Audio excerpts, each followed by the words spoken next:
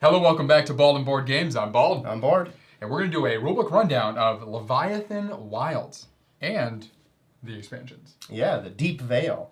Oh, and one more. Oh, and I don't know what this one's called. Was it? Oh, Mutation. Mutations, It's just called Mutations. I was calling them, I think, mutagens on the last one. That's a very different thing. Of The Witcher. Yeah. Yeah. So you would have seen on YouTube a few weeks ago our unboxing of Leviathan Wilds. Yep. We now, digging into the rulebook rundown. We'll be going through a playthrough eventually. We got to find time for this one. Yeah. It plays 1 to 4, so it's about 60 minutes, ages 10 and up, by Mooncrab Games. But it essentially is a take on Shadow of the Colossus, the video game. But instead of trying to kill the Colossi in here, you're trying to heal them because they've been taken over or corrupted by something. So, still attacking points of interest, essentially. All right. Is there a story to go with this? All right.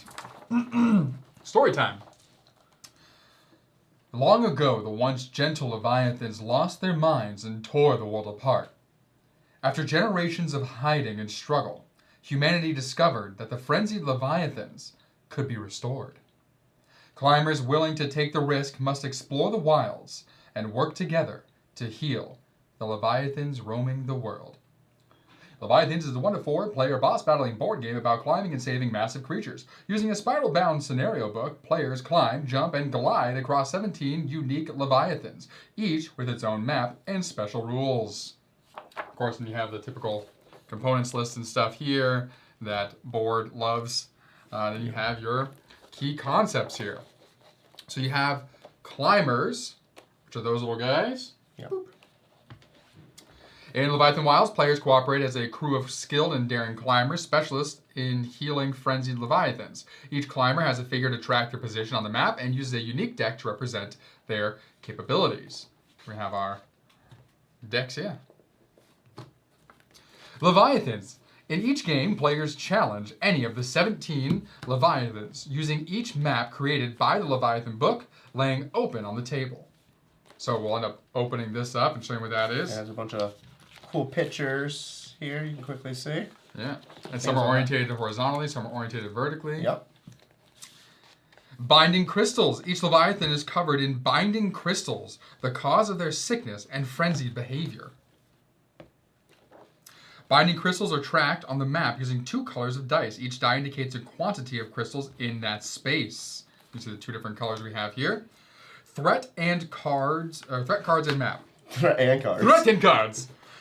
Each Leviathan has a unique deck that represents its attacks and other effects. Additionally, certain types of map spaces cause various effects such as health, loss, or falling. So what's the deck for the Leviathan? Those? Nice. Yep. Falling. Climbers in risky and uncertain effects cause you to fall, or climbing in risky and uncertain effects cause you to fall downward until you reach a ledge. So there's going to be little markings here, like this here, the little star spot. That is a risky ledge where you could fall off from, it says. The climber deck, that's what we showed you earlier. That's this here. During setup, each player shuffle builds. That's in quote. Shuffle builds, one word. Nice. Their deck by combining the cards from any one character and any one class. So there's going to be cards in here that are a combination of a character and a class. Oh, so these are all the character cards. Your class are these 2? Which are already in there. Oh, no, it's under. Oh, you already put them in? Yeah. Okay. Yeah, so I'll show mine real quick then. Yep. So we have my character, so I'll be the Breaker. This whole deck here came with the Breaker. That is the Breaker's deck. Actually tells you on the side here 1 to 8, so there's 8 cards, it goes up to 8. And then my class here is Kestrel, and this has 2 cards always. That'll get all mixed together. Dope. Multi-use cards. During play, cards from your deck have multiple uses. Action points. During your activation, you can play 1 card for its action points, or AP value. AP is used to traverse the map, remove crystals, covered health, etc. So the AP is that big number there on the card.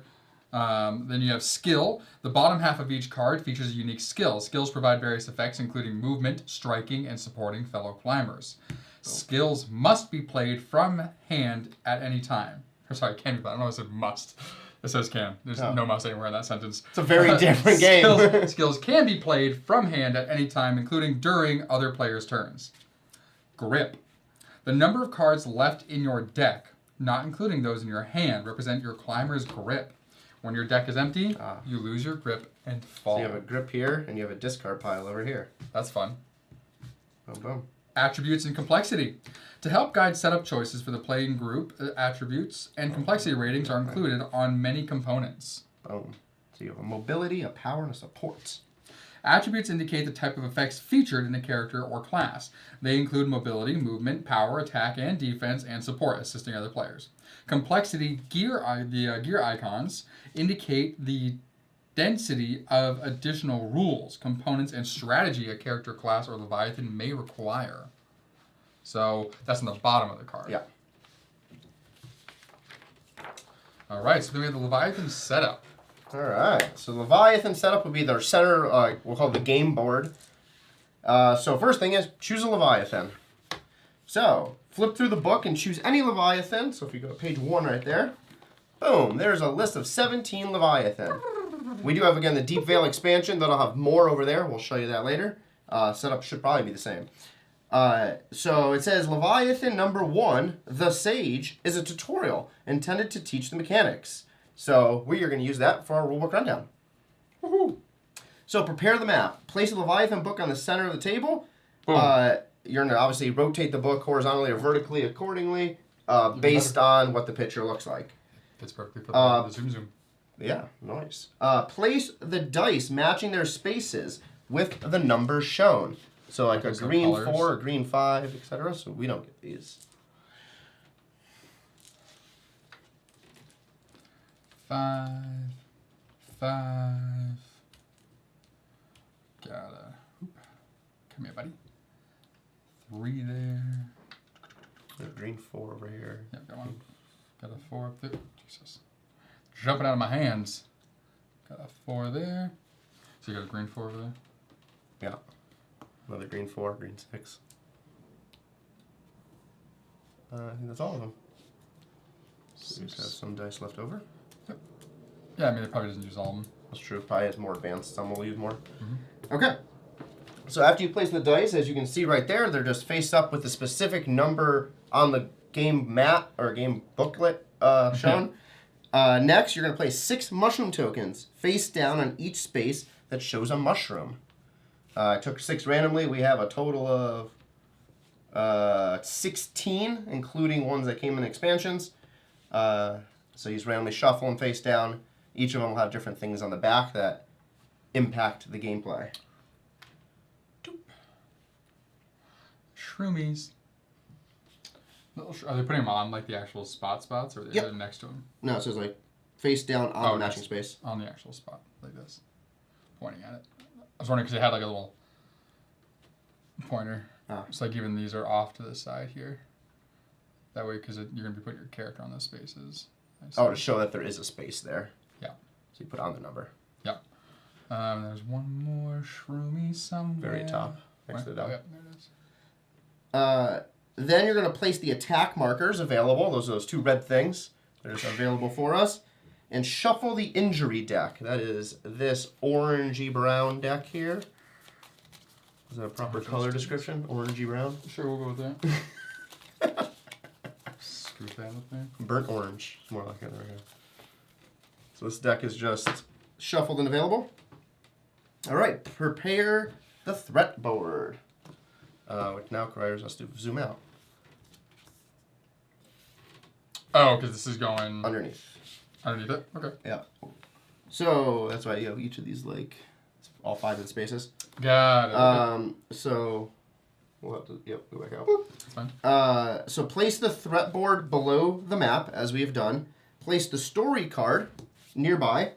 If a set contains scenario cards, place them nearby as well. So that'd be if there's any other cards that go with this. Shuffle the 5 threat cards.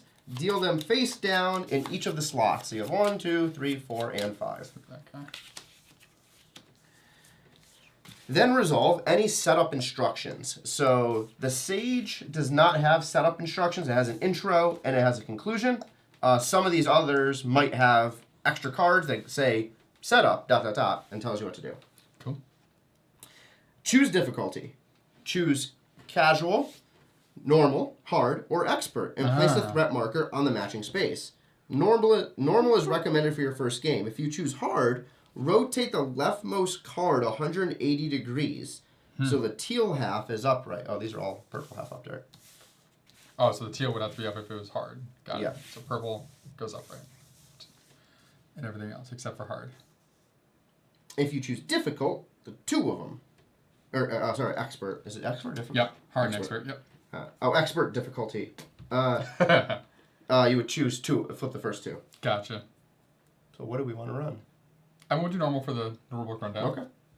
So that is your whole setup. Again, very, very simple. He's like, expert. I want to run to expert now. I'll say that for Thursday. Yeah, we'll die right away as we're learning the game.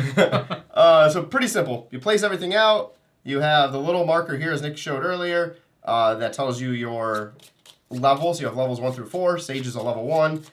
You have your difficulty level and your deck of cards. Now we will go to player boards. Climber setup. So we are considered climbers. Choose a character set and a class set. Who are you? I am a free climber, and I am the grizzled veteran. Yeah. Set aside the 2 cover cards. Then ensure you have all the action cards for each set. So it should tell you a number out of a number on all of the action cards. What? So you should have 10 action cards, I believe. 10, so that includes Yes. my 2. Yes. Yeah, Okay. 2 of those, 8 of those. Okay. So then it says shuffle those together. So it just says it makes sure that those 2 are out and not get shuffled in by accident. Yeah, how would you know? Okay, so does everyone have the same... They tell you. Okay, free climber. Nice. It should say something out of 8, Yep. and those should say Yep. out of 2. Perfect. Cool. Nice. Oh, they have the matching icons too for a while. Got it. Yeah. Makes Easy a to sense. take them out afterwards. Yep. Place your shuffled deck to the left of your player board. Draw 3 cards as your starting hand. 1, 2, 3. And it says that very clearly on your player board, which is nice. Hand of 3. Grip. So it says and grip, which is your deck. So Yep. you'd have your deck there, hand of 3 cards available. You're spending action points, and it goes in the discard. It has a nice little arrow section. Is our guy supposed to go here? Right? Yes, that's... And then, let's say grizzled veteran. Oh, they have they have little stories for each of these. That's fun. Yeah. So the grizzled veteran says, a fixture of the climbing guild since youth. He has witnessed generations of change within the guild's strategy and mission. While the gear has gotten better and the training regimens more refined, he's been around long enough to know when to pull out some of his old tricks. Yep, and I am the audacious acrobat, nimble in body and mind. Not really. This former street urchin is as comfortable climbing as breathing, and they ensure everyone is keenly aware of it. Recruited from the squalor of the threshold's underbelly, they bring skill, style, and endless, often irritating, chatter to the wild expedition. So next is take a player board. If there are setup instructions on the back of your character card, resolve them. There is none. There is none for us. Then fix it. He has a hit it harder. Apply +1 to my strike. Limit once during each of your activations. Okay, your thing is It's special. just a symbol on both sides? This? That's your character card, yeah. Yeah. Okay. Oh, I was looking at his ability. No, because some of those have setup instructions. That's what I was asking. Gotcha. That's where it would be on that card. So place your character cover card, which is that one you just put in, health marker, blight marker, which is the teal, and focus token, any other setups near your player board. So you get a focus token, I get a focus token. Near, not in. Okay. And any, on or near. So on is specifically red, it will go all the way on the left. Teal will go all the way on the right. This is a 0 and an 8, right? Yep. Mm-hmm. Focus token, it points here, but it doesn't tell you to put it in yet. So I'll just leave it off the side for now. Or maybe it goes face down. Ah, yes. That's what it is. It goes that way. The picture's just not super clear. Oh, is it face down? You sure? It has the little symbol that matches that one. That matches that symbol. Interesting. I would assume it would start face up and you have to flip it over when you use it. Let me get to unlock it. Okay. That's something. Okay. Next, place climbers. Randomly choose a climber to take the first turn. In clockwise order, starting with that climber, take your matching climber figure, place it on a space on the starting row of the map, which is the very bottom row, unless you're dictated otherwise. Again, this has nothing special, so we just put it wherever. Okay. Well, I will put you... I'll put you right here. I'll go for that, whatever that mushroom is. I will go here. Okay.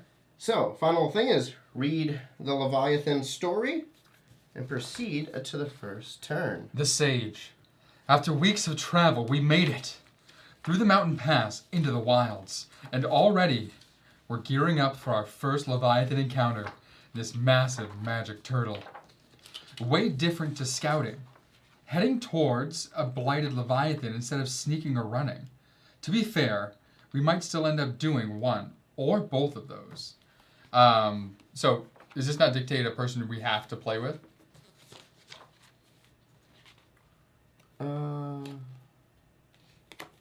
This has savvy there, but let's see. Any character set, any class set. Okay.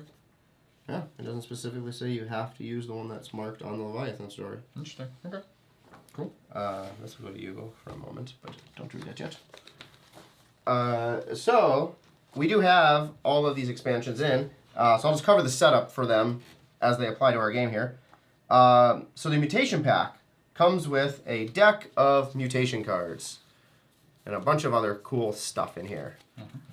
So we have Frozen, Frostbite, etc. There's a bunch of stuff. There's 26 of these cards.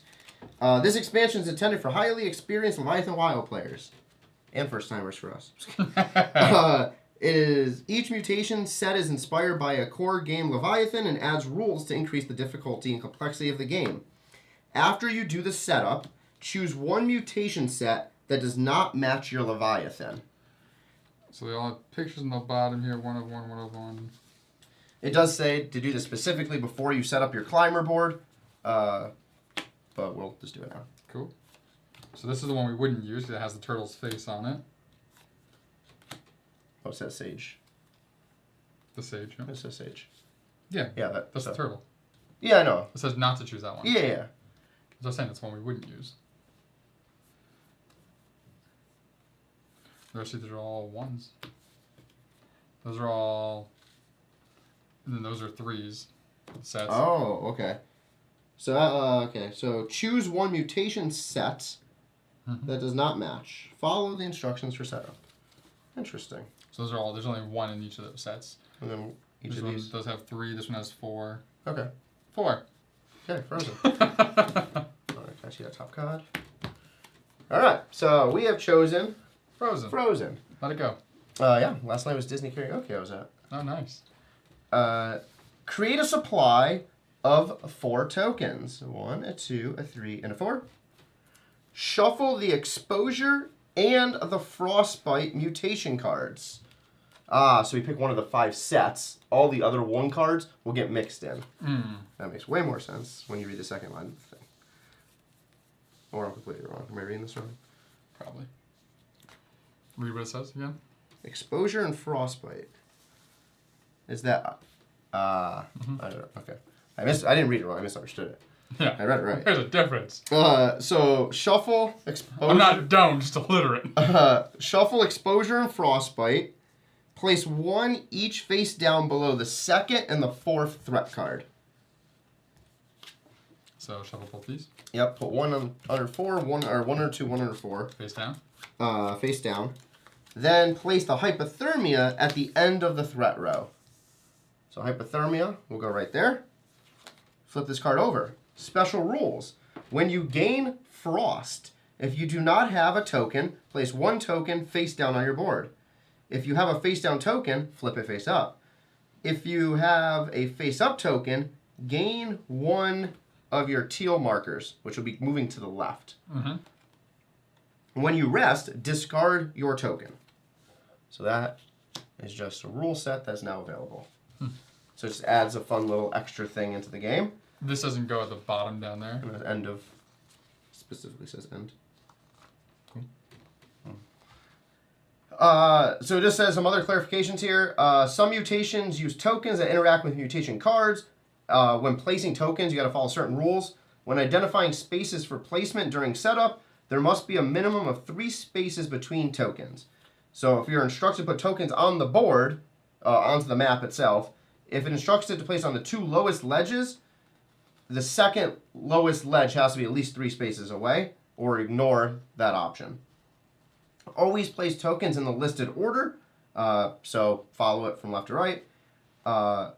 when placing or moving tokens, do not include the starting row, crystal pools, overlays, or components off the map. So only consider the spaces that are available on the map. If there's a tie, choose amongst us where to place the token. Centermost refers to both center vertically and center horizontally, if it states that. Highest and lowest is inverted on deep core game, which we do not have right now.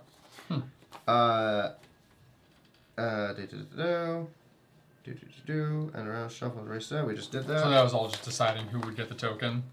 No, so these, because of this, we get. So sometimes it says put tokens on the board, but there's certain things that you have to follow to make sure that it's balanced. Got it. And then, is there any setup for this?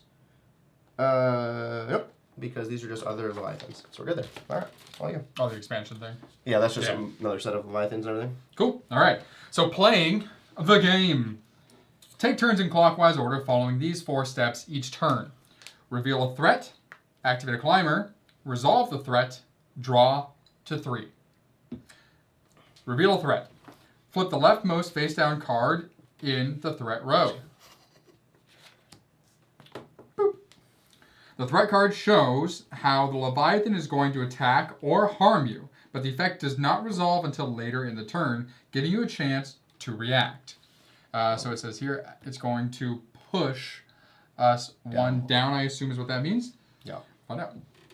Each threat card has a normal half, the purple, and an enraged half, the teal. You always resolve the upright half of the threat card, ignoring the upside down half. Okay? So the harder the difficulty, the more enraged you have. Okay. Yep. Makes sense. Cards in the threat row can be normal or enraged, depending on the current position of the threat marker, which is this here. So he'll become enraged, I assume, during the game. Oh, maybe. Because so starting there, you start with them already like that. I'm assuming as it moves up, it'll become enraged. Oh, also right here on this 2 steps a turn, it says reveal, activate, resolve, draw to 3 on there too, just in case you get confused. Events. Most threat cards specify a target climber, such as active. Okay. The climber taking their turn or highest. The climber farthest from the bottom row of the map, your choice if tied. Follow an effect when the threat card resolves. Any target suffer the effect. Keep in mind that the target of the effect can change between revealing and resolving. The highest climber at the start of a turn might not be the highest after you activate. That makes sense. Okay, so whoever the active player is when this is resolved is going to be the one that's going to get hit with it. Hit unless one of us is higher. Interesting. The climber Must be a balance thing. Yeah. For the following clockwise order for those 4 steps each turn. No, actually, no. This would be me. It's like this is my turn. So I am active right now, being the first player. So this is not so like the turn is not each of us taking our turns. It seems like each turn you're doing reveal, threat, activate, climber, resolve, drop to 3. Yep. So attacks. Some threat cards are attacks featuring area of effect diagrams. When you reveal an attack, place an attack marker around a specified target on the board. There we go. There it is. Right. So active. So this is the diagram for whatever the attack is.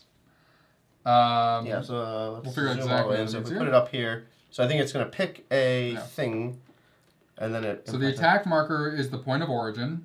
Anyone caught in that space or any spaces highlighted in the diagram suffer the listed effects of the attack when it resolves. So active would be... the attack marker is placed around whoever the active person is. So it would be it'd be me if that was the case. Yeah.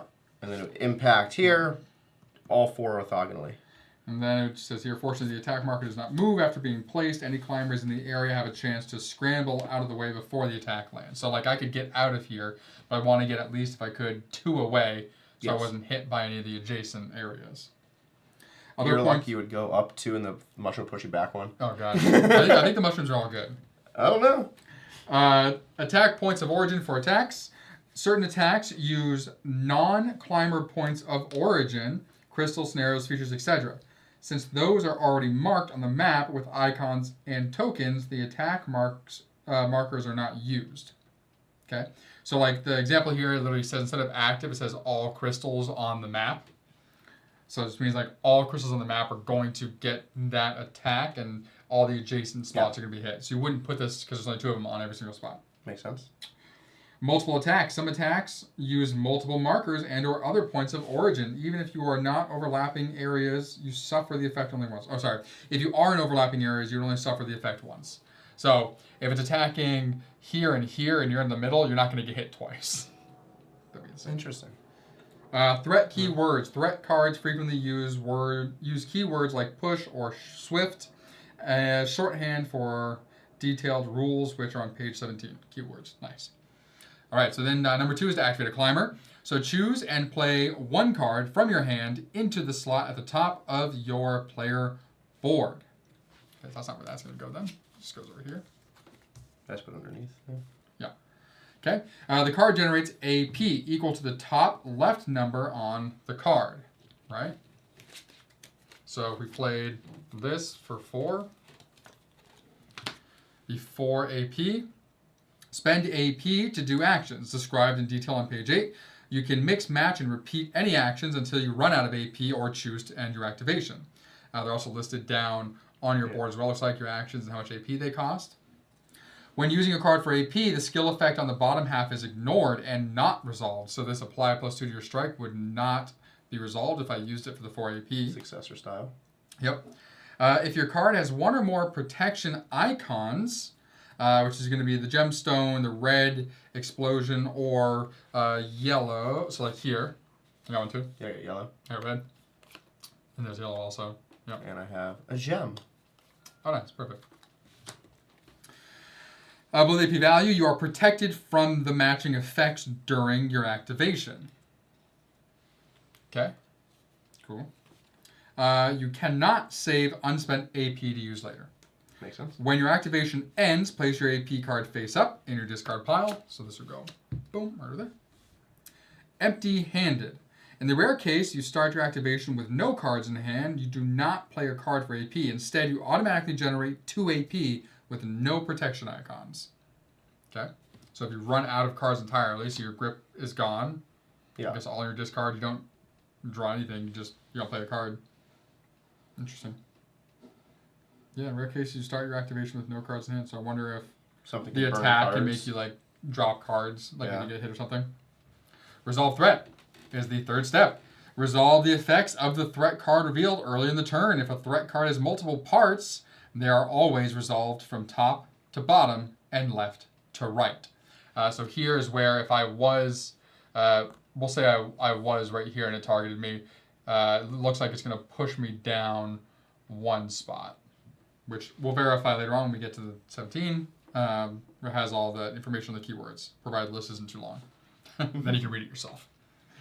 Draw up to 3. So you, and only you, discards as many cards as you wish. Then draw from your deck until you have 3 cards in hand. So I have 2 right now. I'm going to choose to hold on to both of those. I would draw 1. Now I'm at 3. If your deck runs out while drawing, you do not reshuffle it. Instead, you fall. Interesting. And that's how you would then get 2 AP afterwards. Yep. Hanging by a thread. You may choose not to draw the last card from your deck. If so, you will have fewer than 3 cards in your hand, but you will not start falling. Yeah, so you only get the 2 AP if you've used all your cards. So like if I had 2, I couldn't pull from here, then I would fall. Or I could choose, well, if I had 1, you could choose it, I can choose to leave it. Interesting. End of round. The round ends after your turn if all threat cards have been revealed and resolved. When the round ends, follow these steps. Shuffle and deal new threat row. Okay. Where was I? My goodness. Shuffle and deal new threat. Oh, shuffle the threat cards and deal them face down in the row below the threat board. Normal halves upright. Advance marker and enrage cards. Advance the threat marker 1 space to the right along the track, and then from left to right, enrage a number of cards equal to the threat's current value. So as we bring it to here, the first card will be enraged. There we go. Yep. Enraging cards. When a threat card is enraged with the card 180 degrees, so the enraged half, which is teal, is upright. When enraged cards revealed and resolved, the enraged half will be upright. Normal half ignored. That's the next player's turn. The next player in clockwise order takes their turn, revealing the leftmost face-down threat card in the row, activating their climber, and so on. I just want to verify here really quick. Boop, if your deck runs out while drawing, yeah. Yep, so even if you drew that one card that was left over, if all you knew was that one, you would still fall because you have one card. Cool. All right. I like the falling mechanic. That's a fun thing for this. Where it's like you can push it, and like whatever falling is. I wonder if there's like ledges. Oh, that's probably what these are. I wonder. Oh no, those are also the dangerous. But I wonder like if you're above that, if you would fall onto that or not. Well, that's what it said. Like hence, ledge. like the ground. Yeah. So like if you make sure you're above that, then you can push it, draw the one, you'll fall back to there, Yeah. but then you'll. All right, so actions. So we're going to start with, on Nick's board here, as he pointed out, they're shown perfectly down the line there. For my board, I have the same ones, but I also, because I'm Kestrel, I have Take Flight. So this, it tells you how much AP you would spend. I can use it to jump, it looks like, 3 spaces. Wow. And just fly on up. Crazy. But limit once during each of your activations. So I can't spend 4 AP and do it twice. Right. So we'll zoom to the game board here. So we'll go all the way in, so we have the full board. Yeah. I'll let you do all the actions here. Sure. So, first action you have available to you is Climb. It costs 1 AP. You may move your figure to an adjacent space. Your movements are orthogonal, not diagonal. Follow the lines. Let's say that. Yeah, there's lines on the you can't really see it, but there's lines here connecting the dots. So you cannot do this. That might be someone's ability, but yeah, the normal is boop, boop, boop. You can't or just, if you were here, you could go down, but that probably be it stupid. looks like this one here, you can't just be hanging out in the middle of the air.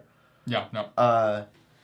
Your second option is... Those are there for reference. I think for your character, you could be here and you could go up to that one. That would be counted. Yeah. Your second one is Jump.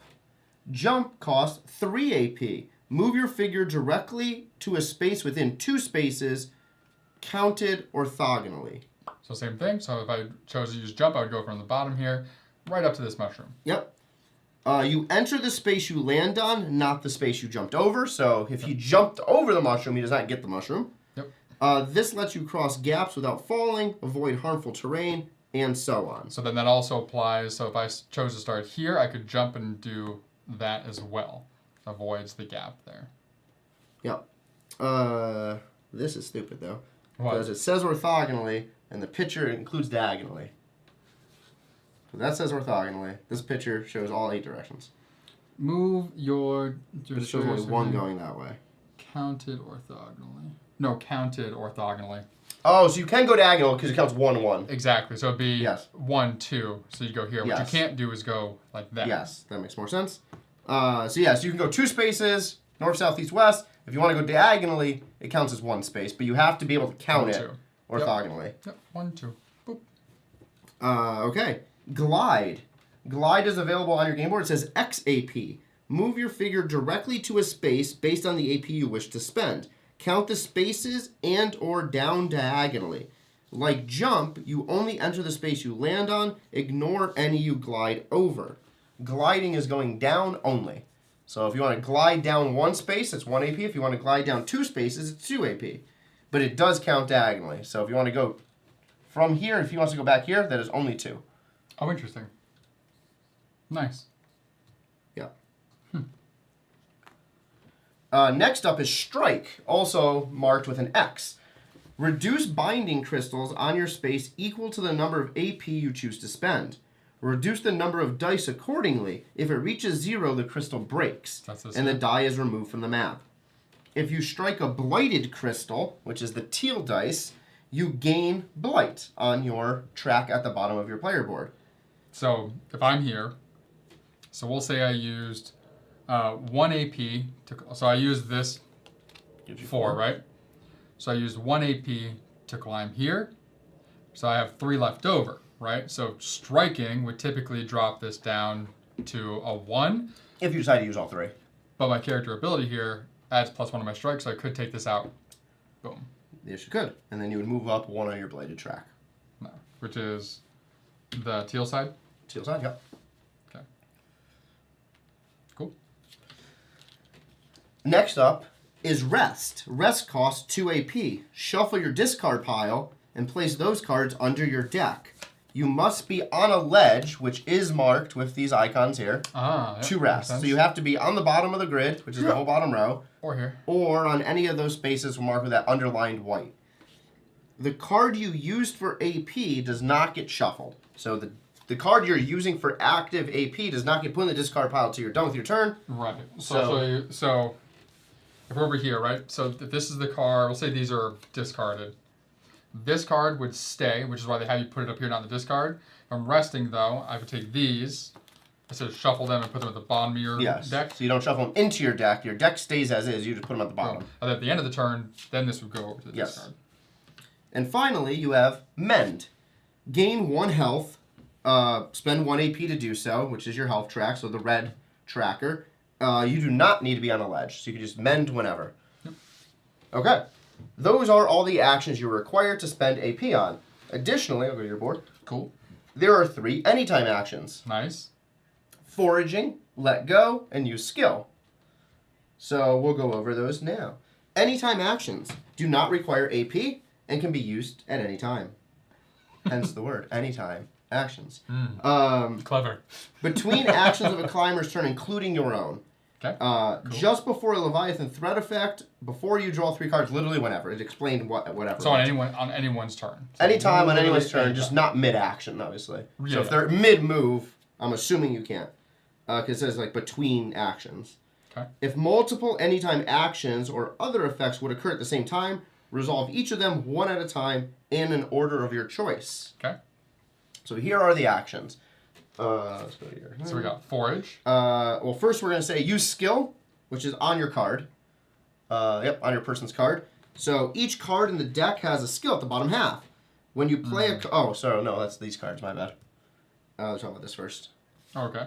So each of these cards, because you'll have a hand of cards, have a skill. When you play a card for its skill, resolve the effect. You ignore the AP. So you can play a card out of your hand for its skill effect. Oh, this is +1. So it starts off this way because you probably can... Oh, got it. Oh, we'll get that in a second. Then that card gets discarded. So you do not put it back in your hand for AP. It's just discarded because you used it for the skill. Got it. Skills normally affect your character, but if the skill specifies any climber, choose who you want it to affect. Okay, so you can play these not on your turns. Like I could play this on your turn to use the skill. Yes. Which would just go right here, essentially to the discard right away. Any climber may climb 1. So I could put this down to use the skill. Yep. And it shows next to use skill the arrow that points to discard. Yep. The next one now is your character skill. Your character card has a unique skill that's always available as long as you meet the requirements. Which mine is when striking, limit once during each of my activations. So I couldn't use the +1 strike each strike that I did. Yep. All right, now we go to the other ones. So the next one, it's in backwards order, but it's We're going up. what? Oh, they are. That's true. Let go. You can choose to let go and begin falling. So, yeah. So you can just. Oh. Yeah. So you can choose if you want your character to just drop for whatever reason. You can just let go. Would be a way to avoid the damage.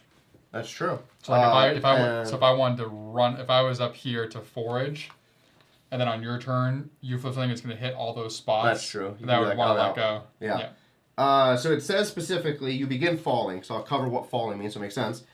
So the common ways to start falling are you enter an open space, which is those.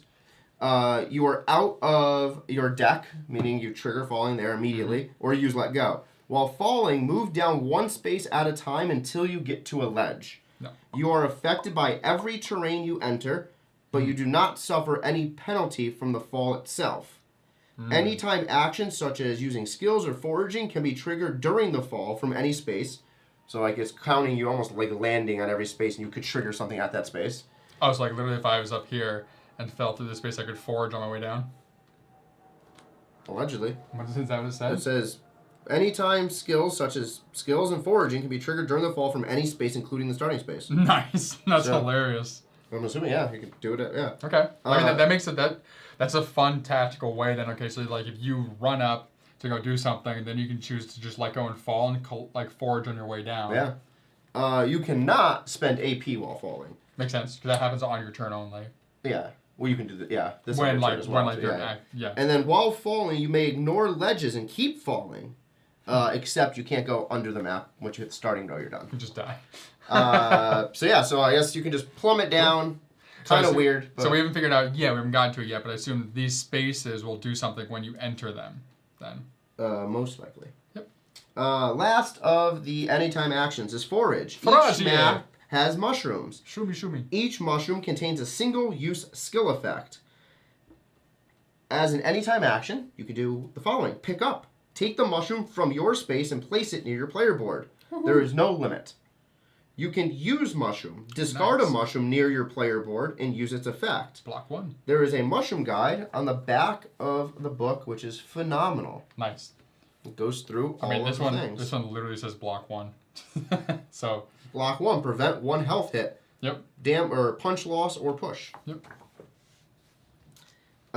You may also give a mushroom to another climber within 3 spaces counted orthogonally. That's cool. Just throw a mushroom to you. Yeah, toss it. If you're gonna get hurt, that's a fun way to like make it work. Just like if I had to Is block this a co-op, 1. I'm assuming then? Yeah. Oh. It literally said that. Yeah, Right in the beginning, cooperative. Fool. Zone that word out. The climber cheer interacts with mushrooms in additional ways. So whatever cheers will be explained on page 18. Is this cooperative? Alright. So last information it gives here on this page. I mean, I guess we can make it competitive to who collects the most crystals when trying to save the thing, and whoever collects the most crystals and most mushrooms. Are these all just keywords and phrases now? Yep, that's everything left. Alright. So, health and blight. So, go back to your board here. So, left-hand side, your red marker is health. Right-hand side, your teal marker is blight. You lose health, going from 8 to 0. You gain blight, going from 0 to 8. When you lose health, move the health marker to the right. When you gain blight, move it to the left. The markers occupy the same track, and if they're ever in the same slot or cross over, you're dead. Yep.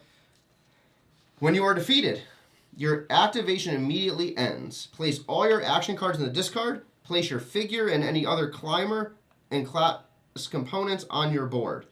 You are now eliminated from the scenario. So this thing's been a fun thing that they've been doing a lot lately. So this was something that the first time I saw it was with the Dark Souls game, because Dark Souls, the video game, you have your health and you have your stamina. And so if you use too much of your stamina, you had lower health. Like if you got attacked after you tried to attack. Yeah. It wasn't until the beginning of your next turn that your stamina recovered and stuff. So We have another one that used this style too. It was really... What it was. We do? Yeah, there's another one that has this track where you're like going at each other. Huh. So, if you're defeated, everything gets removed from the board. But, last chance. After any climber is defeated, the remaining climbers must quickly finish removing binding crystals from the Leviathan or they lose the game. Continue with the remaining steps for your current turn, then proceed in clockwise order. Each climber takes 1 more turn.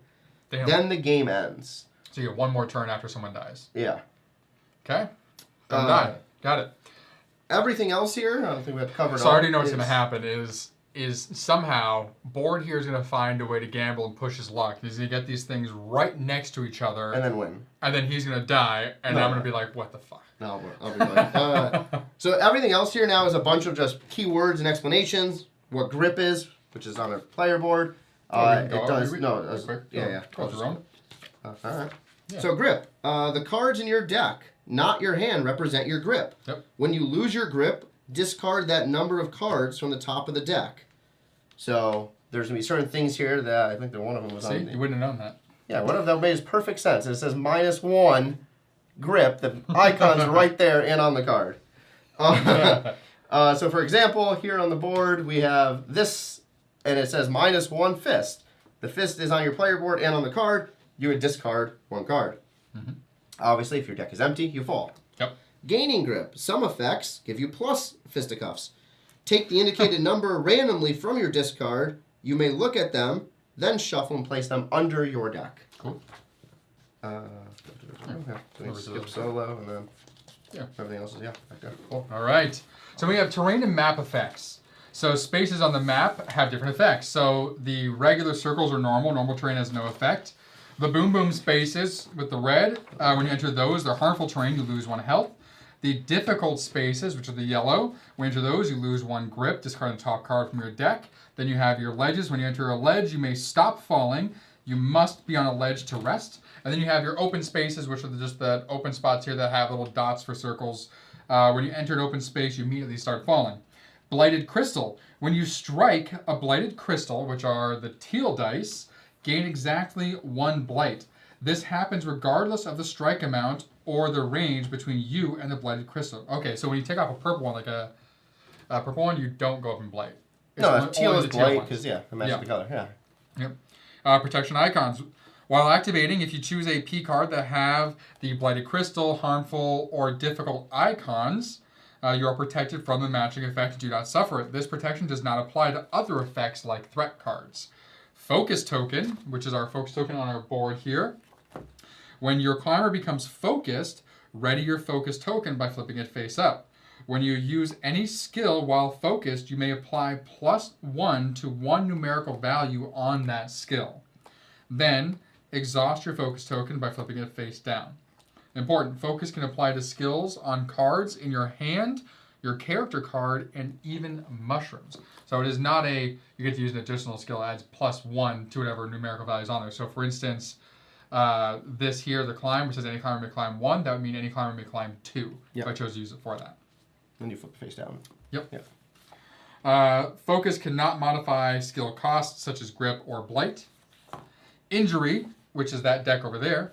Certain game effects cause your climber to become injured, often indicated as +1 injury. When this happens, draw a card from the injury deck and place it near your board.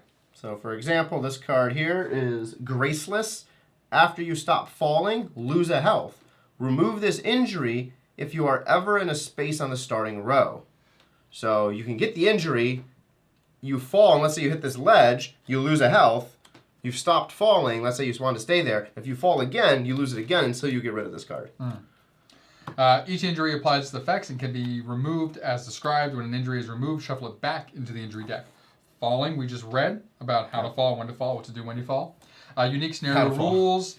So there's some unique scenario rules for keywords, anytime actions. Some Leviathan scenario cards define special keywords, anytime actions. There's some scenario tokens. Some Leviathans use a supply of special scenario tokens. Each scenario thematically defines what the tokens are, such as frost tokens as well. That's all these Scenarios use tokens in a variety of ways, including certain color mixes and face-up, face-down placement. See the map scenario for card details. There's map overlays. So some Leviathans use cards that are placed directly on the map. These often use special rules, change terrain, or even move to different places. An overlay is always placed in a way that aligns with the specified map elements. When an overlay is on the map, it overrides any terrain underneath it, unless otherwise indicated by scenario rules. If an overlay moves, all game components on that overlay, climbers, attack markers, scenario tokens, etc., move with it, staying in their respective spaces. And there are crystal pools. Some scenarios use crystal pools, a single larger crystal that a climber can strike from multiple spaces using multiple dice to form a large total value. If there is a crystal pool, you must remove all crystals in it to win, along with all other crystals on the map. Scenario rules specify how to strike and reduce crystals in a crystal pool. When any die reaches 0, remove it. If the crystal pool uses blighted dice, gain 1 blight each time you strike it.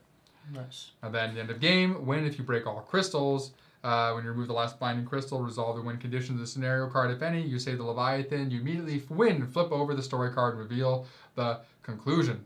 Lose. Failed last chance. If there's a crystals on the scenario condition remaining after the last chance, you lose. Last chance is when one person dies. You have that one last turn. Yep. If you are struggling on any repeat sessions, consider lowering the difficulty. No. And then there's solo play, which we're not going to go over because we are not going to be playing it solo together. There's also strategy tips and examples, which we're also not going to read because we'd rather fail of our own accord. Has some game examples in here, it's pretty straightforward. Advanced turn example. There's some rule clarifications in the back half of this regarding diagrams and some conflicting items as well, which I don't think we necessarily need to go over. If you run into those issues, they'll be in the back of the book. Then keywords here, which again are pretty straightforward, but the symbols are very clear on a lot of these. A lot of this is very, very clear. Some component clarifications for climbers, classes, Leviathans, all in the back of the book as well. And the very back has that there. Yeah, I wanted to read through because we hadn't gotten to what the like threat cards were. So I wanted to make sure that we touched on that. We also didn't get to these either. So I want to make sure I saw those, like, oh, no, we got to read it. But cool. And Leviathan Wilds. For the expansions, as we briefly mentioned. We can show them the book, at least. Yeah, so we have the expanded book here, which is for Deep Veil. So similar to that, you'll have 7 more, and each of these have a map. Let's put it down the bed. Make it easier. There was some. So each of these have a map for 7 more Leviathans. So that's kind of cool. Yeah, there was some camouflage thing when the Kickstarter was going. They were showing, which was pretty cool looking. Ooh, like one of the monsters like moved throughout the map somehow. Oh, that's cool. Yeah. So the mutation pack, as we explained at the beginning, that just adds these mutation cards. It all happens during setup, and then you have your little rules card that tells you how they activate as the game goes by. And then the Deep Veil rulebook itself, there's no other setup other than the fact that there is more threat cards and climber cards that have all been added in. So if you choose any of those, similar to the others, they just have a list of clarifications I wonder on what all those are and more references. Yeah, so I wonder if these threat cards need to be mixed in from the.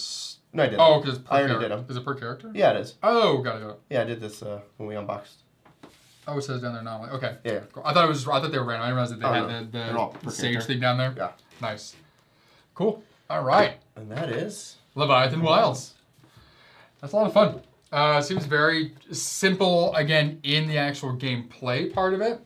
But it's going to be a nice puzzle on, okay, how do we, really get everything knocked down in time before this gets too high and we get screwed by the threat cards. And this is one of the ones where we each gonna make our own decision where our character is going, and then just hope it works out in the end. Yeah, we're not beholden to what the other person is doing specifically. It'll be us reacting and trying to get whatever done. I mean, I assume what we'll probably end up doing is, based on where we start, we'll probably really kind of end up sticking to our side of the board, most likely, because it'll take a lot to cross all the way over, depending on what the character skill is. Exactly. Could have slide to the left. But I like the amount of customization between. So you have your fix, which always has, or your character, which always has their specific, 2 cards, right? Which are your character cards. But then based on whatever class you are, you have 8 other cards. So there is so many different combinations of character and class to really customize, who you are and how you play, which is a lot of fun. Especially if you choose to randomize also. Yeah, and then with the Leviathans, there's obviously 17 in the base book. There's an additional 7 in this, so 24 total. With the mutations, there's so many combinations on how those will all work out. What we'll probably do is randomly choose some of them, and we'll just go to that page in the book and play it out. Yeah. Cool. All right, everyone. Well, that was a rulebook rundown of Leviathan Wilds and a quick little rundown of the expansion. There isn't really a rule book to run down in there. For the most part, it's more like you say, clarifications on the actual, what are they called? Leviathans. Yes. Jesus. I keep wanting to say Colossus. Not the same. All right. Well, thank you for joining us here at Bald and Board Games. We gave you a rulebook rundown of Leviathan Wilds by Mooncrab Games. I'm Bald. I'm Bored. We'll see you on the Colossus.